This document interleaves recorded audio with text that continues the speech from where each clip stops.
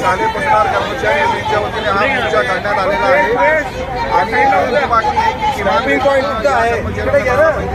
शासकीय कर्मचाऱ्यांना दर्जा मिळाला पाहिजे, दिवाळी बोनस मिळाला पाहिजे, 12 महिन्याचा पगार मिळाला पाहिजे, यासोबतच या लोकांना म्हातारपणाचा आधार पेन्शन योजना मिळाली पाहिजे आणि ज्या महिला कर्मचारी आहेत त्यांना सुद्धा प्रसूती रजा मिळाली पाहिजे. या प्रमुख मागणीसाठी हा मोर्चा आम्ही काढलेला आहे.